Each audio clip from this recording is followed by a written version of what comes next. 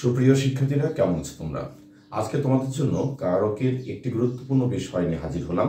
সেটা হচ্ছে, আমরা সাধারণত কারক নির্ণয়ের ক্ষেত্রে প্রশ্ন কৌশল ব্যবহার করি। এই প্রশ্ন কৌশল ব্যবহার করে সবসময় যে সঠিক কারক নির্ণয় করা যায় না, সেই আলোচনায় আজকের বিষয়। আমরা এখানে দেখতে পাচ্ছি রহিমকে খেতে হবে। দ্বিতীয় বাক্য রয়েছে রহিমকে খেতে দাও। তৃতীয় বাক্যটিতে রয়েছে রহিমকে দান করো এবং চতুর্থ বাক্যটিতে রয়েছে রহিমকে বড্ড ভয় পাই। এখানে যতগুলো আমরা চারটি বাক্যে রহিমকে রহিমকে রহিমকে এই সমস্ত বাক্যটা পেলাম, এই বাক্যগুলোকে যদি আমরা কাকে শব্দ দ্বারা প্রশ্ন করি, একটু খেয়াল করি, আমরা কাকে শব্দ দ্বারা যদি আমরা প্রশ্ন করি তাহলে কিন্তু আমরা মোটামুটি সবসময় রহিমকে উত্তর পাবো, কিন্তু এতে কারক নির্ণয়টা সঠিক হবে না। যদি আমাকে এই রহিমকে খেতে হবে, এখন রহিমকে মানে কাকে খেতে হবে? রহিমকে। কাকে খেতে দাও? রহিমকে। কাকে দান করো? রহিমকে। কাকে বড্ড ভয় পাই? রহিমকে। অর্থাৎ কাকে শব্দ দ্বারা আমরা সর্ব অবস্থাতেই রহিম রহিম শব্দটি পাচ্ছি, কিন্তু এখানে চার ধরনের কারণ। আমরা যদি একটু দেখার চেষ্টা করি তাহলে আমরা বুঝতে পারবো রহিমকে খেতে হবে। খাওয়ার কাজটি, এখানে কাজটি হচ্ছে খাওয়া, কাজটি হচ্ছে খাওয়া। কে খাবে? রহিম। অর্থাৎ রহিমকে খেতে হবে। কাকে খেতে হবে? রহিম। ঠিক আছে, কিন্তু এই খাওয়ার কাজটা কি করবে? রহিম। তাহলে এই প্রথম বাক্যে রহিম হচ্ছে কর্তা কারক।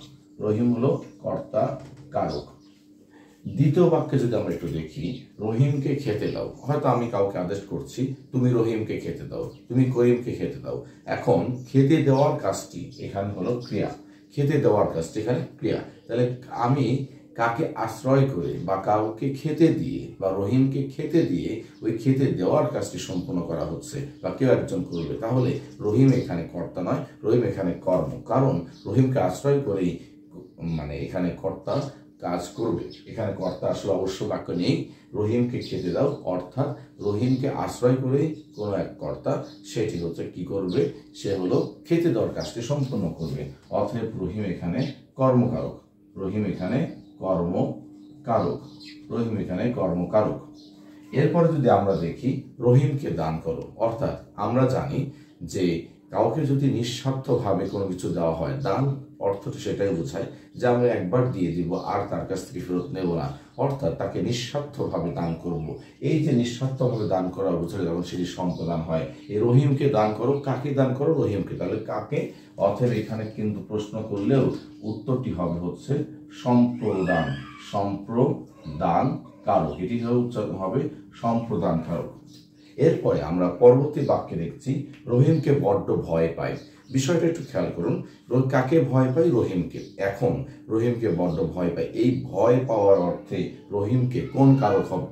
এখানে যে জিনিসটি অবশ্যই মাথায় রাখতে হবে সেটি হচ্ছে যে যদি কোনো কাউকে ভয় পাওয়া হয়, কোনো ভয় যদি কারোর দ্বারা উৎপন্ন হয়, যেমন বাবাকে বড্ড ভয় পায়, যেখানে বাঘের ভয় সেখানে রাগ হয়, বা রহিমকে বড্ড ভয় পাই, এইখানে রহিম হয়ে যায় হলো অপাদান কারক। ঠিক আছে, অতএব কাউকে দেখে ভয় পেলে সেটি হবে হচ্ছে অপাদান কারক।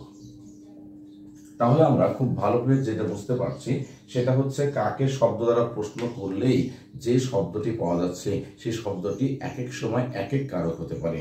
যেমন প্রথম বাক্যে রহিমকে খেতে হবে, কাকে খেতে হবে? রহিমকে। এখানে খাওয়ার কাজটা রহিমই করবে, তাই রহিম হচ্ছে কর্তা।